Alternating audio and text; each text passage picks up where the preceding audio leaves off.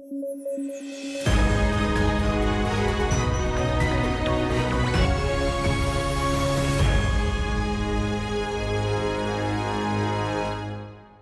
News at 9 programme में आपका स्वागत है। मैं हूं अमृत उपाध्याय। आइए जल्दी से देखें आज की हेडलाइंस। एसबीआई ने जारी की भारत की जीडीपी को लेकर रिपोर्ट। शहरी और ग्रामीण दोनों क्षेत्रों में आई तेजी। देश की अर्थव्यवस्था का स्नैपशॉट होती है जीडीपी। जापान ने बनाया लकड़ी का सैटेलाइट, सितंबर में लॉन्च करेगा स्पेसएक्स। अंतरिक्षीय कचरे में आएगी कमी। और विरूपाक्ष मंदिर का एक हिस्सा ढहा। हम्पी में स्थित है मंदिर, शिव को समर्पित है विरूपाक्ष मंदिर।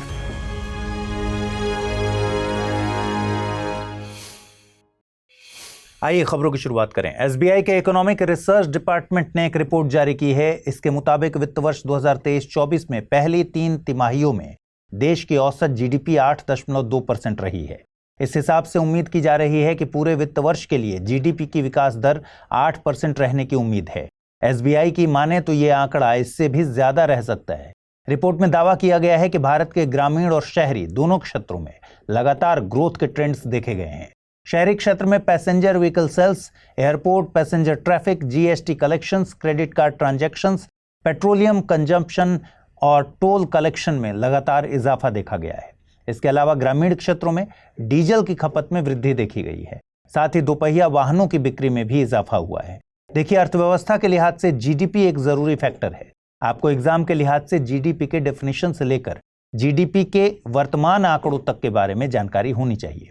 पहले हम देख लेते हैं कि भाई जीडीपी से मतलब क्या है। ग्रॉस डोमेस्टिक प्रोडक्ट यानी सकल घरेलू उत्पाद जीडीपी किसी एक निश्चित अवधि में देश में पैदा होने वाले सभी वस्तुओं और सेवाओं की कुल मॉनेटरी वैल्यू यानी मौद्रिक कीमत को कहते हैं।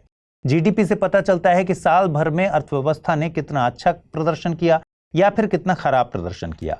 अगर जीडीपी डेटा सुस्ती को दिखाता है तो इसका मतलब देश की अर्थव्यवस्था सुस्त हो रही है और देश ने इससे पिछले साल के मुकाबले पर्याप्त सामान का उत्पादन नहीं किया है और सेवा क्षेत्र में भी गिरावट रही है। जीडीपी एक तरह से देश की अर्थव्यवस्था का स्नैपशॉट होता है। इससे अर्थव्यवस्था का आकार पता चलता है और ग्रोथ रेट पता चलता है। वर्तमान में भारत की जीडीपी $3.94 ट्रिलियन के आसपास है। जीडीपी रैंकिंग के मामले में भारत दुनिया की 5वीं सबसे बड़ी अर्थव्यवस्था है। भारत की जीडीपी में 3 सेक्टर्स का योगदान होता है: कृषि, उद्योग और सेवा। एक और बात यह कि जीडीपी कितनी है, कैसे है, ये सब की जिम्मेदारी किस संस्था के पास है। तो ध्यान रखिए कि सीएसओ यानी सेंट्रल स्टैटिस्टिक्स ऑफिस जीडीपी के आंकड़े को जारी करता है। एक और जरूरी बात, जीडीपी में भी रियल जीडीपी और नॉमिनल जीडीपी की बात की जाती है। जब रियल जीडीपी की बात करेंगे तो उसमें महंगाई को शामिल किया जाता है, वहीं नॉमिनल जीडीपी में महंगाई को काउंट नहीं किया जाता। जीडीपी देश की अर्थव्यवस्था की तस्वीर तो पेश करती है, लेकिन इसकी सीमाएं हैं कि लोगों के जीवन स्तर, शिक्षा, स्वास्थ्य जैसे आंकड़ों को इसमें शामिल नहीं किया जाता। इसलिए विशेषज्ञ मानते हैं कि जीडीपी किसी देश की वास्तविकता को नहीं दिखाती। मतलब ये कि जरूरी नहीं है कि जीडीपी के आंकड़ों में आप अच्छा प्रदर्शन कर रहे हैं, वैसे देश के नागरिक रियलिटी में भी एक अच्छी लाइफ स्पेंड कर रहे हों, ये जरूरी नहीं है।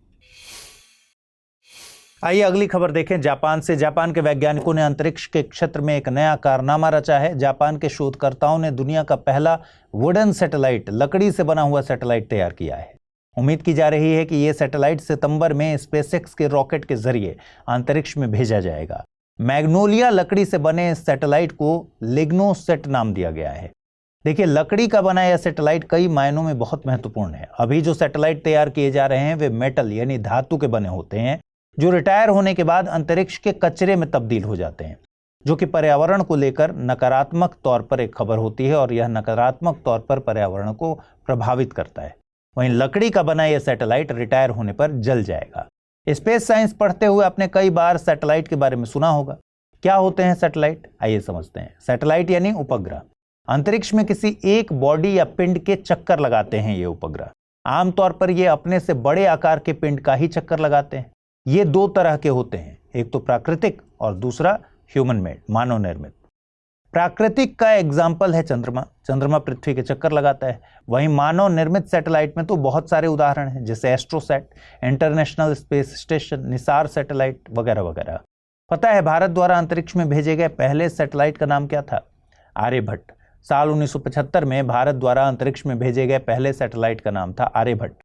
मानव निर्मित सैटेलाइट अलग अलग साइज और शेप में तैयार किए जाते हैं। साथ ही इनमें जो इंस्ट्रूमेंट लगाए जाते हैं वो इनके मकसद के मुताबिक फिट किए जाते हैं। अंतरिक्ष में ऑर्बिट कर रहे सैटेलाइट पर दो तरह के फोर्स काम करते हैं, तभी ये सैटेलाइट अपनी ऑर्बिट में चक्कर लगा पाते हैं।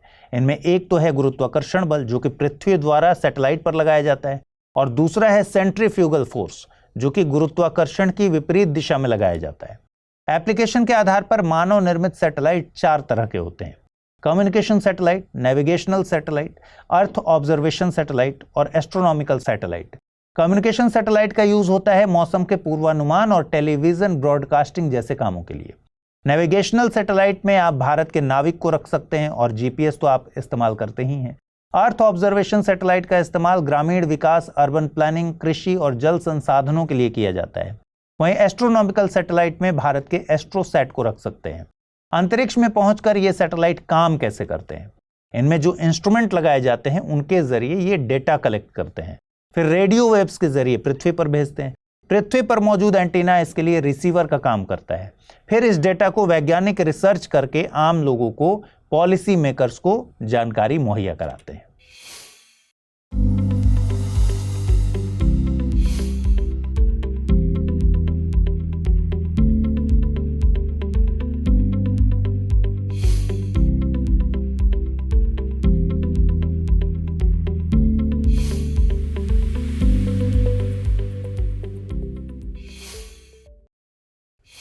महारत्न कंपनी REC यानी रूरल इलेक्ट्रिफिकेशन कॉरपोरेशन लिमिटेड को outlook planet sustainability summit and awards 2024 में sustainability champion editors choice award से नवाजा गया। REC को यह पुरस्कार उसकी स्थिरता और ग्रीन फ्यूचर को आगे बढ़ाने के लिए दिया गया है। Outlook planet sustainability summit and awards net zero target और सस्टेनेबल प्रयासों को बढ़ावा देने वाला एक प्लेटफॉर्म है जो कारोबारी दुनिया के लीडर्स, पॉलिसी मेकर्स और सस्टेनेबिलिटी की वकालत करने वालों को एक साथ लाता है। इस साल आउटलुक समूह ने पुरस्कार समारोह का आयोजन IIT गोवा के सहयोग से किया था। अब जानते हैं REC यानी रूरल इलेक्ट्रिफिकेशन कॉरपोरेशन लिमिटेड के बारे में। REC भारत सरकार के विद्युत मंत्रालय के प्रशासनिक नियंत्रण में एक महारत्न कंपनी है, मगर यह RBI के साथ गैर बैंकिंग वित्त कंपनी, सार्वजनिक वित्तीय संस्थान और इंफ्रास्ट्रक्चर फाइनेंसिंग कंपनी के तौर पर भी रजिस्टर्ड है। फिलहाल REC पूरे पावर इंफ्रास्ट्रक्चर सेक्टर को वित्त पोषित कर रहा है, जिसमें उत्पादन, ट्रांसमिशन, डिस्ट्रीब्यूशन, नवीकरणीय ऊर्जा और नई तकनीकें जैसे कि इलेक्ट्रिक वाहन, ग्रीन हाइड्रोजन और ग्रीन अमोनिया परियोजनाएं शामिल हैं। हाल ही में इसने सड़क और एक्सप्रेसवे, मेट्रो रेल तथा सामाजिक और वाणिज्यिक बुनियादी ढांचे जैसे क्षेत्रों के गैर विद्युत बुनियादी ढांचे में भी निवेश करना शुरू किया है। इसके अलावा REC लिमिटेड बिजली क्षेत्र की प्रमुख सरकारी योजना के लिए नोडल एजेंसी भी रही है। इसमें प्रधानमंत्री सहज बिजली हर घर योजना यानी सौभाग्य, दीनदयाल उपाध्याय ग्राम ज्योति योजना और राष्ट्रीय विद्युत निधि योजना शामिल है। इसने 100% ग्रामीण विद्युतीकरण और घरेलू विद्युतीकरण के टारगेट को भी बढ़ावा दिया है। आइए अब समझते हैं कि महारत्न कंपनी क्या है, किसी कंपनी को इसका दर्जा मिलता कैसे है। 1997 में भारत सरकार ने कुछ कंपनियों को वैश्विक बाजार में प्रतियोगिता करने के लिए ज्यादा ताकत और स्वायत्तता देने का फैसला किया था। इसके लिए कंपनियों को एक विशेष प्रकार का दर्जा दिया गया। यहीं से मिनी रत्न और नवरत्न कंपनियों का जन्म हुआ और महारत्न कंपनियां आई अस्तित्व में 2010 से। ये कैटेगरी कई कारकों के आधार पर तय की गई। इसमें कंपनी की सालाना प्रॉफिट, नेटवर्थ आदि चीजों को शामिल किया गया। सरकार से ये टैग मिल जाने के बाद इन कंपनियों को कई तरह की छूट मिल जाती है। महारत्न कंपनी का दर्जा हासिल करने के लिए किसी कंपनी का पिछले 3 सालों का औसत टर्नओवर 25,000 करोड़ रुपए से ज्यादा होना चाहिए और औसत नेट प्रॉफिट 5,000 करोड़ रुपए होना जरूरी है। साथ ही इसे पहले से नवरत्न कंपनी का दर्जा मिला होना चाहिए।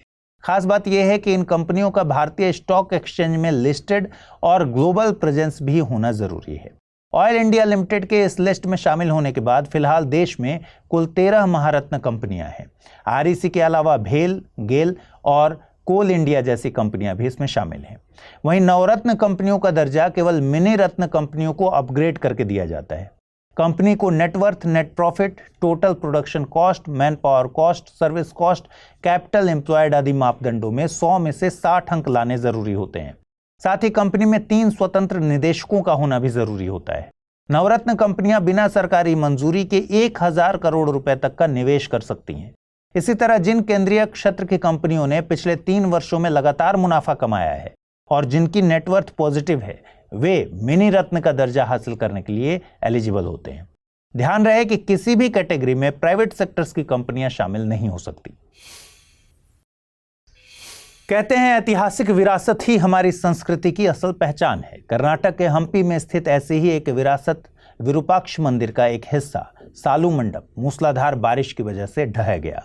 भारतीय पुरातत्व सर्वेक्षण के अधिकारियों ने बताया कि लंबे समय तक बारिश जैसी प्राकृतिक घटनाओं के कारण खंभों की स्थिति खराब हो गई थी, जिसके कारण यह हिस्सा टूटा है। विरूपाक्ष मंदिर भगवान विरूपाक्ष को समर्पित भारत का सबसे पुराना मंदिर है। भगवान विरूपाक्ष भगवान शिव के ही एक रूप हैं। माना जाता है कि इस मंदिर का निर्माण 7वीं शताब्दी में किया गया था। इसके उद्भव के बारे में कई पुरानी किंवदंतियां हैं। हालांकि ऐतिहासिक स्रोतों के मुताबिक लक्कन दंडेश ने विजयनगर साम्राज्य के प्रौढ़ देव राय के शासन में मंदिर का निर्माण कराया था। कला के बड़े संरक्षक माने जाने वाले विजयनगर शासकों के संरक्षण में मंदिर काफी फला फूला। इससे मंदिर अपने समय की धार्मिक और सांस्कृतिक गतिविधियों का एक महत्वपूर्ण केंद्र बन गया। आगे चालुक्य और होयसल काल में भी मंदिर को विस्तार मिला। हालांकि मुगल शासन के दौरान मंदिर की सजावटी वास्तुकला नष्ट हो गई, मगर पूजा जारी रही और 19वीं शताब्दी में मंदिर का जीर्णोद्धार किया गया। वर्तमान में यह एकमात्र मंदिर है जो हम्पी में अभी भी मौजूद है, क्योंकि आक्रमणकारियों ने अन्य मंदिरों को तबाह कर दिया था। अगर इसके वास्तुकला की बात करेंगे तो यह द्रविड़ मंदिर वास्तुकला का एक नायाब उदाहरण है। इसकी विशेषता इसके भव्य गोपुरम, गर्भगृह के ऊपर ऊंचा शिखर, इसके जटिल नक्काशी और स्तंभों वाले हॉल हैं। नक्काशी और मूर्तियों से भरपूर गोपुरम में अलग अलग देवताओं, पौराणिक दृश्यों और जानवरों को उकेरा गया है। वहीं इसके गर्भगृह में एक शिवलिंग स्थापित है। फिलहाल यह राष्ट्रीय स्तर पर संरक्षित स्मारकों और यूनेस्को के विश्व धरोहर स्थलों की सूची में भी शामिल है। आइए अब जल्दी से देखें आज के टर्म ऑफ द डे में क्या है खास। टर्म ऑफ द डे में आज शब्द है बोधिसत्व। बोधिसत्व है तो बौद्ध धर्म से जुड़ी हुई अवधारणा ही, लेकिन यह बौद्ध धर्म के महायान संप्रदाय से संबंधित है। बोधिसत्व सार्वभौमिक यानी सभी की मुक्ति में विश्वास रखता है। बोधिसत्व निर्वाण तक पहुंचने में सक्षम है। साथ ही यह अन्य प्राणियों को भी उनके प्रबोध यानी कल्याण के मार्ग पर चलने में मदद करता है, फिर चाहे इस दौरान बोधिसत्व के खुद के निर्वाण हासिल करने में देर हो जाए। बोधिसत्व एक करुणामयी रवैया रखने वाला व्यक्ति है जो स्वयं के साथ अन्य प्राणियों के प्रबोध के मार्ग पर चलने में मदद करता है। कुल मिलाकर बोधिसत्व एक बढ़िया टाइप के व्यक्ति हैं। वे दूसरों की मदद के लिए अपना निर्वाण तक डिले कर देते हैं। बौद्ध धर्म के प्रमुख बोधिसत्वों में पद्मपाणि, वज्रपाणि, मंजूश्री, सामंतभद्र और मैत्रेय शामिल हैं। मैत्रेय के बारे में मान्यता है कि ये अभी पृथ्वी पर अवतरित नहीं हुए हैं। इन्हें भावी बुद्ध के तौर पर देखा जा रहा है। आपने महाराष्ट्र स्थित अजंता की गुफाओं के बारे में जरूर सुना होगा। अजंता की गुफा नंबर 1 में पद्मपाणि और वज्रपाणि की पेंटिंग भी मौजूद है। अब आप एक सवाल का जवाब दीजिए, अजंता की गुफाएं महाराष्ट्र के किस जिले में स्थित हैं? चलिए अब देखें आज के रैपिड न्यूज में क्या है खास। हर साल 29 मई को विश्व भर में international day of UN peace keepers मनाया जाता है। इस वर्ष की theme fit for future building better together रखी गई है। यह दिन शांति की स्थापना में सेवारत सभी पुरुष और महिला सैनिकों को श्रद्धांजलि देने के लिए मनाया जाता है। इसकी स्थापना संयुक्त राष्ट्र महासभा द्वारा 2002 में की गई थी। इसी मौके पर 30 मई को संयुक्त राष्ट्र मुख्यालय में औपचारिक समारोह आयोजित किया जाएगा। इस समारोह में भारतीय नायक धनंजय कुमार सिंह को मरणोपरांत डैग हैमाशोल्ड पदक से सम्मानित किया जाएगा। इसके अलावा अन्य देशों के 60 से अधिक सैन्य, पुलिस और नागरिक शांति रक्षकों को मरणोपरांत प्रतिष्ठित पदक से सम्मानित किया जाएगा। अगली खबर भी यूएन पीसकीपर से ही जुड़ी हुई है। दरअसल भारतीय महिला सैनिक मेजर राधिका सेन को प्रतिष्ठित United Nations military gender advocate of the year award से सम्मानित किया जाएगा। वे मेजर सुमन गवानी के बाद यह अवार्ड पाने वाली दूसरी भारतीय पीसकीपर सैनिक हैं। मेजर राधिका सेन ने कांगो लोकतांत्रिक गणराज्य में संयुक्त राष्ट्र संगठन स्थिरीकरण मिशन के साथ काम किया है। यदि हम इस अवार्ड की बात करें तो यह अवार्ड 2016 में स्थापित किया गया था। यह अवार्ड महिलाओं के पीस कीपर सैनिक के रूप में समर्पण और प्रयासों को मान्यता देता है। दक्षिण कोरिया और अमेरिका ने ज्वाइंट एयर एक्सरसाइज शुरू की और यह एक्सरसाइज प्योंगयांग के असफल उपग्रह प्रक्षेपण को लेकर बढ़े तनाव के बीच आयोजित की जा रही है। दोनों देशों ने उत्तर कोरियाई खतरों के खिलाफ अपनी तैयारी को मजबूत करने के लिए ज्वाइंट लाइव फायर एक्सरसाइज की। यह 4 दिवसीय एक्सरसाइज दक्षिण कोरिया के पश्चिमी तट के पास शुरू की गई है। इस एक्सरसाइज में दक्षिण कोरिया का F-35A स्टील्थ लड़ाकू विमान और अमेरिका के A-10 अटैक एयरक्राफ्ट विमानों सहित 90 से अधिक विमानों को शामिल किया गया। भारत ने पहली बार प्रवासी भारतीयों के दस्तावेजों का डिजिटलीकरण किया। इसके लिए द ओमान कलेक्शन ओमान में भारतीय समुदाय की अभिलेखीय विरासत नामक एक विशेष डिजिटलीकरण परियोजना शुरू की गई है। इसे 19 से 27 मई 2024 के बीच आयोजित किया गया। यह मस्कट ओमान में स्थित भारतीय दूतावास और भारतीय राष्ट्रीय अभिलेखागार यानी NAI का एक संयुक्त प्रयास था। इस परियोजना के तहत अंग्रेजी, अरबी, गुजराती और हिंदी में 7000 से अधिक दस्तावेजों को डिजिटल किया गया, जिनमें सबसे पुराना 1838 का दस्तावेज था। इस डिजिटल संग्रह को NAI के ऑनलाइन पोर्टल अभिलेख पटल पर अपलोड किया जाएगा। रूस की बढ़ती महत्वाकांक्षा वैश्विक स्तर पर चुनौती बनती जा रही है। अभी यूक्रेन और रूस का युद्ध समाप्त नहीं हुआ है। उससे पहले ही रूस ने नए विवाद को जन्म दे दिया। यह नया विवाद रूस और एस्टोनिया के बीच शुरू हुआ है, जो नर्वा नदी के नजदीक रूस और एस्टोनिया की सीमा को चिन्हित करने वाले नेविगेशन मार्कर्स को रूस द्वारा हटाने के कारण शुरू हुआ है। नर्वा नदी दोनों देशों के बीच सीमा का निर्माण करती है। यदि हम नर्वा नदी की बात करें तो यह डिस्चार्ज के हिसाब से एस्टोनिया की सबसे बड़ी नदी है और यह एस्टोनिया के पूर्वी भाग में बाल्टिक सागर बेसिन और रूसी संघ के उत्तर पश्चिमी भाग में अवस्थित है। यह पिप्सी लेक को फिनलैंड की खाड़ी से जोड़ती है। भारतीय रिजर्व बैंक ने 3 प्रमुख पहलों की शुरुआत की, जिनमें प्रवाह portal, retail direct mobile app और फिनटेक रिपोजिटरी शामिल हैं। यहाँ प्रवाह पोर्टल व्यक्तियों और संस्थाओं को रेगुलेटरी अप्रूवल के लिए आवेदन करने और उनके आवेदनों की स्थिति को ट्रैक करने में मदद करेगा। वहीं रिटेल डायरेक्ट मोबाइल ऐप को रिटेल इन्वेस्टर्स के लिए लॉन्च किया गया है। इस ऐप के द्वारा रिटेल इन्वेस्टर डायरेक्ट सरकारी प्रतिभूतियों की खरीद बिक्री कर सकते हैं और फिनटेक रिपोजिटरी को भारतीय वित्तीय प्रौद्योगिकी अर्थात फिनटेक कंपनियों के आंकड़ों का भंडारण करने के लिए शुरू किया गया है। इससे इस क्षेत्र को बेहतर ढंग से समझा जा सकेगा और उचित नीति दृष्टिकोण तैयार करने में मदद मिलेगी। यूरोपीय अंतरिक्ष एजेंसी या यूरोपीय संघ अंतरिक्ष परिषद में 12 देशों ने जीरो डेब्रिस चार्टर पर हस्ताक्षर किए। इन 12 देशों में Austria, Belgium, Cyprus, Estonia, Germany, Lithuania, Poland, पुर्तगाल, रोमानिया, स्लोवाकिया, स्वीडन और यूनाइटेड किंगडम शामिल हैं। इनके अलावा यूरोपीय अंतरिक्ष एजेंसी ने भी एक अंतर्राष्ट्रीय संगठन के रूप में इस चार्टर पर हस्ताक्षर किए हैं। जीरो डेब्रिस चार्टर यूरोपीय अंतरिक्ष एजेंसी की एक पहल है, जिसका अनावरण नवंबर 2023 में ESA अंतरिक्ष शिखर सम्मेलन में किया गया था। इस पहल का मकसद वर्ष 2030 तक अंतरिक्ष को जीरो डेब्रिस अर्थात मलबा तटस्थ बनाना, सदस्य देशों को उनके मिशनों के लिए जीरो डेब्रिस चार्टर लागू करने के लिए प्रोत्साहित करना और साझेदारों तथा अन्य हितधारकों को ऐसा करने के लिए प्रोत्साहित करना है। आइए अब जल्दी से देखें आज के बुलेटिन पर आधारित क्या प्रश्न बन सकते हैं। पहला सवाल है, प्रवाह पोर्टल किस संस्था द्वारा जारी किया गया है? RBI, सेबी, CSO या फिर नीति आयोग? अगला प्रश्न है, विरूपाक्ष मंदिर किस देवता को समर्पित है? शिव, विष्णु, ब्रह्मा या फिर कार्तिकेय? आइए देखें पिछले बुलेटिन में मैंने आपसे क्या सवाल पूछे थे, उनके सही जवाब क्या है। पहला सवाल था, निम्नलिखित में से कौन सा देश बाल्टिक देशों में शामिल नहीं है? लिथुआनिया, लातविया, एस्टोनिया या फिर यूक्रेन? सही जवाब है विकल्प डी, यूक्रेन। अगला प्रश्न था, निम्नलिखित कथनों पर विचार कीजिए। दुनिया के सबसे बड़े आइलैंड्स में पहले नंबर पर ग्रीनलैंड, दूसरे पर न्यू गिनी और तीसरे नंबर पर बोर्नियो आता है। दुनिया के सबसे बड़े आइलैंड नेशंस में पहले नंबर पर इंडोनेशिया, दूसरे पर मेडागास्कर और तीसरे नंबर पर पापुआ न्यू गिनी आता है। उपर्युक्त कथनों में कौन सा से सही है या है? केवल एक, केवल दो, एक और दो दोनों, इनमें से कोई नहीं। सही जवाब है विकल्प सी, एक और दो दोनों सही हैं। तो आज इस बुलेटिन में इतना ही। कल रात 9 बजे आपसे फिर से मुलाकात होगी। ख्याल रखिए अपना, ठीक से पढ़ाई कीजिए। अगर आप इस बुलेटिन की PDF हासिल करना चाहते हैं, अमृत उपाध्याय 007 टेलीग्राम चैनल है जिस पर इसकी PDF रोजाना मिलती है।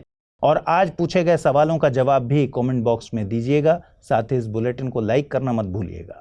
नमस्कार।